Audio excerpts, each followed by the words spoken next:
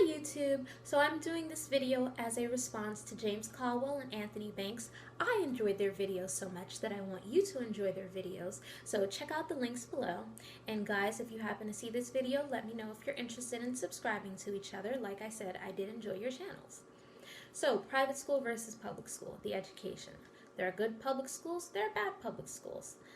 Charter schools are very, very good from what I've heard, but I heard that spots are limited and you're waitlisted. Private school, there's always a spot. You got the money, you get the spot. That's pretty much how it works. And you get one-on-one attention. The classrooms are smaller.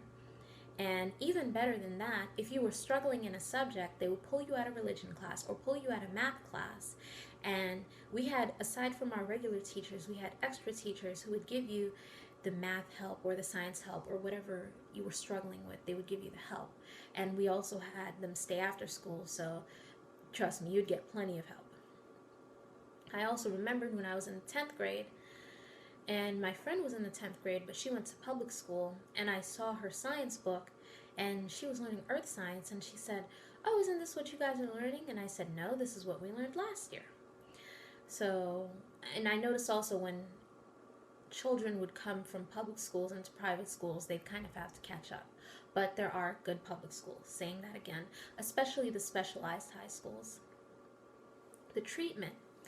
When I was listening to Anthony Banks' video, he said that he was listening to a radio show and this young lady was giving her account of going to private school, and she said that if the students had a problem with the teacher, they would tell the principal, and the principal would meet with the teacher and the student and they would resolve it that same day, or the teacher would be kicked out and sent to public school. And that's very, very true, because I remembered I was volunteering at a private school and the teacher had called one of the students stupid, and the principal wanted the teacher to apologize and just finish the end of the year and then go to public school, but the parent wanted them fired right then and there. But I specifically remembered when I was listening to the conversation, the principal said, "Well, let's just let the teacher finish the year and then she'll be working in a public school next year." So I have noticed that when private school teachers get fired, they do get sent to public school. Not all teachers are good, by the way. I have heard and read horror stories of the way some public school teachers spoke to the students. Nobody deserves to be berated like that, especially not in front of a classroom. But private school students, the reason that they can't get away with that is because these are children of bankers, doctors, lawyers. Can't just be talking to them all crazy. Let's say you work for a company and the CEO has a daughter or a son. Are you going to say something rude to the daughter or the son? No, you're not trying to get fired.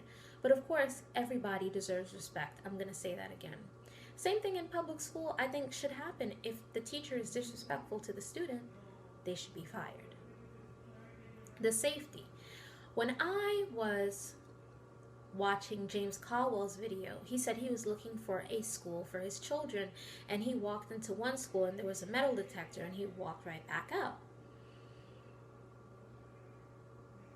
I would also, if I had children, not send them to school with metal detectors. Some of these schools have bars on the window like it's prison.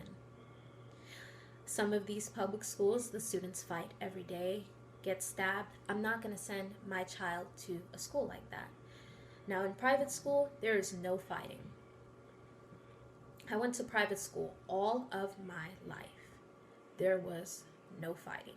We did, however, have conflict management, where if you had a problem with another student, you would go to conflict management and, you know, there would be somebody there mediating it, but there were definitely no fights. The food. Okay. I have reason to believe that they are poisoning children in public schools, and here's why.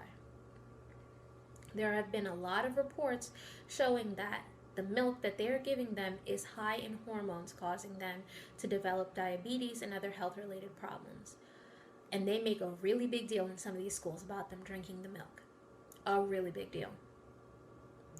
If I don't want milk, why are you forcing me to drink milk? Now, my friend who went to private school, there are levels to private school. There are the private schools where the middle class and the working class send their students, send their children, and then the upper middle class and then the rich send their children to other schools, other kinds of private schools, like different tiers. So my friend who went to a private school, I remembered the milk. Who do you guys remember when they used to deliver milk to your houses? This was even before I was born, and they used to have like these glass jars. In her private school, they would have fresh milk.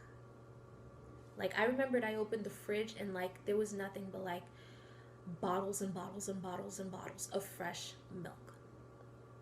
So I definitely believe that there's poison in that milk that they are giving to some of the children in public school. And also I have a problem with some of the lunch that they feed them. I looked at some of the food and it looks like I wouldn't even feed that to a prisoner. Like, it just looks horrible.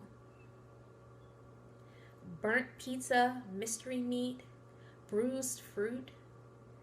My inner Michelle Obama is coming out right now. Like, it's important what children eat. When I used to go to private school, we had chefs that would prepare us fresh meals for breakfast and fresh meals for lunch. As a matter of fact, all my friends who went to private school all had chefs. And if we didn't want to, like, let's say we didn't want the food, they wouldn't make a big deal about you bringing home lunch. They don't want these students to bring home lunch because they're trying to force them to eat the food. There is something in the food. Lastly, the uniform. I am a strong believer in uniform. Public school has turned into one big fashion show. Hey, guess what J's I have on?